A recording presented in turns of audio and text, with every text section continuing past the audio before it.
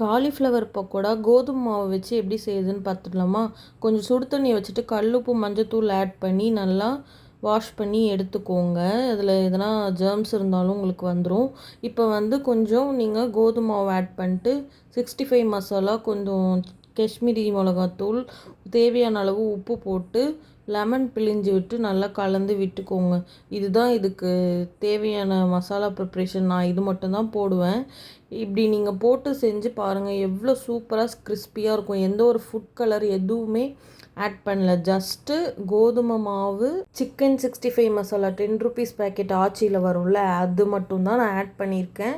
அப்புறம் lemon squeeze பண்ணி உப்பு தேவையான அளவு ஆட் பண்ணிவிட்டு நீங்கள் எண்ணெய் காய வச்சுட்டு போட்டு எடுத்திங்கன்னா அவ்வளோ கிறிஸ்பியாக வரும் உங்களுக்கு. எந்த ஒரு ஃபுட் கலர் எதுவுமே நான் ஆட் பண்ணல. இந்த மாதிரி பண்ணி பாருங்கள், ரொம்பவே சூப்பராக இருக்கும். எல்லாம் கடலை மாவு வச்சு தானே பண்ணுவாங்க.